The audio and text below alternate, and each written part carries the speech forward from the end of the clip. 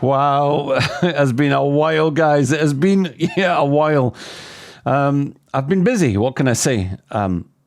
Ironing, apparently. Oh, well, who cares? Look, first up, I'm really sorry. It's taken so long for me to upload anything on this channel. I think it has been 5 months since my last actual video, The Red Dead. And I say this channel because I've got some confessions to make about other work I've been doing. And I want to talk about Apex and shooters in general and Jelly and the future of this channel, of course. But I'll just get straight into it as succinctly as I possibly can. But I don't have a script and I don't have bullet points. So I do sometimes waffle and go off tangent. But I'll put timestamps in and I'll give you the most important info first. And I think I'll put this little fella in his bed because I think I'm overheating him. One sec. He's looking at me now as if to say, "Hey, I was happy up there, man." First question that needs answered is, where have I been? Well, I'm glad you asked. I went on a sabbatical to Peru. It was a magical adventure where I could rediscover the essence of my soul. No, I've been right here. More of a forced situation, not a house arrest situation, but I've been dealing with an illness for quite some time now. And in 2022, I aggravated it somewhat while I was at the peak of my, I don't want to say career, but I was loving making those Apex tales, by the way. They were just the height of enjoyment. I would say the highlight of last several years of life anyway, where I would take my struggles in the game where I couldn't win and I would spend 3 or 4 days gathering footage, making a script out of it. I was so excited to then piece it together for you, and I had to get editors to help me when I got overwhelmed, but eventually I ended up doing it all myself. But there was this idiotic idealism about making sure that the tale I was creating while gathering it was authentic when I pieced it together, so the narration kind of matched the situation at the time. And I think that this perfectionism was not great because I stopped listening to my body and it started to give me a lot of debilitating and, quite frankly, annoying symptoms. Now, I don't want to sit here and just moan for the entire video about health, but I just want you to know that it is the reason that these long breaks have been happening. I think that in general, philosophy-wise, I am of the type to stay positive. As you know, I like to look for the silver lining and I like to look for the what-ifs and what can I still do. If you sit and moan about stuff you've already talked about and you're already aware of what's going on, I don't think it's always helpful just to keep going on about it. And eventually it can become part of your identity. I've seen it in other people. I've had to connect with a lot of others who've had life-changing illness, and those who are doing better are the ones that just kind of, they take it in their stride, but they haven't identified with it as much. So I refuse for it to become too much about who I am, but it does interfere with what I'm doing. So what I've done instead this year, when it went downhill quite steeply, I thought, is there a different way to make content? Because I felt as if maybe the only way I could get views on YouTube was just by creating these stories. So I thought, while I was playing Once Human, I decided just to scout around. I was zipping around on my motorbike and I thought, hey, there's a cool looking base. I'm going to just turn on OBS and I'll just give it a mark out of 10. So I started reviewing these bases and then I just uploaded it the same day. And put it in a channel called Rate the Base, and people started showing up and it was getting views. And I thought, great, this is how life should be. You just go around, do a little bit of this, do a little bit of that, make a stupid thumbnail, let's go. And I started to get some views and some subs, like not crazy views, but the fact that people were viewing it at all I was so happy. And I didn't tell you guys here about it because if you send a lot of non-organic traffic to a new channel, then it can stunt its growth because of the way discovery algorithm works. I don't want to get on this boring subject about it, but essentially when you're on your homepage at YouTube, it will show you a mixture of things it thinks you will like, coupled with stuff that it knows you like.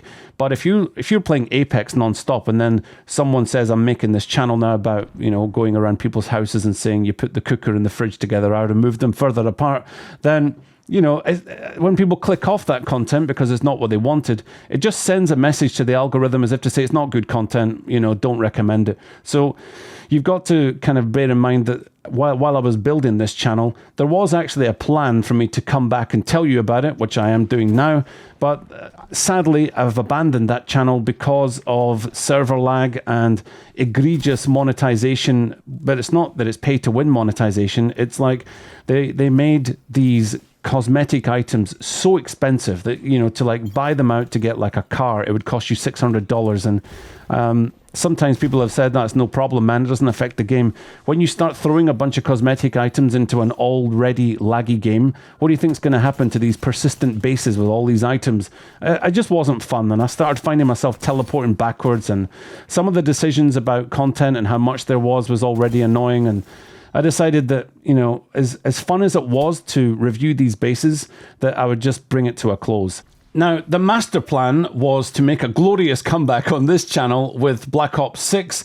And when it did come out, I tried the campaign. It was all right. And then when I went to multiplayer, my KD was 0.36. So as you can tell, I was quickly becoming a professional. And I thought, I'll just record these games and let's get going, get some content. But it was very quickly apparent that I wasn't going to be able to sustain that, because there's something I've learned about me and multiplayer competitive shooters, is that they're quite draining. And I didn't think that would be the case because I love them. I think they're great. I mean, I've played shooters since the 1996 Quake 1. I had a 28K dial-up modem and I was on them then, and I've been on them ever since.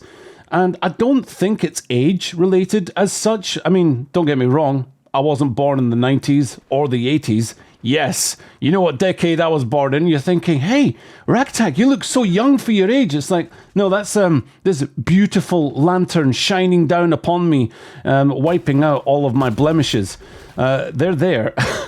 But no, I think what's happened is I've just, over time, realized that when I play a shooter, I just want to play it and then stop whenever I like. I don't want the pressure of having to get some kind of footage that puts me in that perfectionist mindset again, where I can create this narrative of my struggle. I like to just drop in and out. And I think now that I've discovered that about myself, the getting rinsed in the matchmaker to create a longer story, it's not very healthy for me. So I think I would still stream these games, but maybe I would stream 2 or 3 or 4 games in one stream, rather than say I'm committing to a 3-hour stream of COD or a 3-hour stream of Overwatch or Fortnite. Notice how I didn't say something else that rhymes with Capex. Look, I'm not saying I'll never play it again. Let's just get some expectations in order. Anyway, so while y'all have been trying to make America great again, I have been on a different quest to make gaming fun again, so that I can work out what I want to do. And I've been playing things that have not been popular for a while. They're not in the charts, just stuff with beautiful physics or just broken mechanics. I like games where, just the unexpected happens. So something like Lord of the Rings, Shadow of War. Jelly was watching me play a little bit of that, and she'd be hearing all these orcs threaten me, going, "Ranger, I'm going to destroy you." And she'd go off and do a 12-hour shift, and she'd come back, and I'd have recruited all these orcs to my side, but none of them were talking. They were all insane, and they'd lost the ability to speak. And she said, what's happened here? I said, well, I spent 12 hours shaming these orcs until they had no intellect left, and then I recruited them, And it was just funny to me, so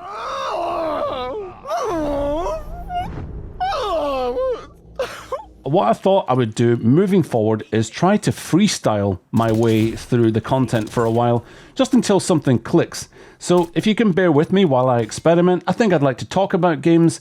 I would like to play some games and show my stupid face and just see what happens. I think that's the best way forward for me right now. If you're wondering about Jelly and her appearances on the channel, she's really busy as a doctor. She works so many hours, and just all credit to her, because she doesn't have to take this overtime that she's doing. She's just doing it because people need the help. This time of year is a struggle for many people, particularly the elderly. And I think that he's snoring. All right, let's just get this drawn to a close. But all I'll say with Jelly is we're doing well. She's doing well.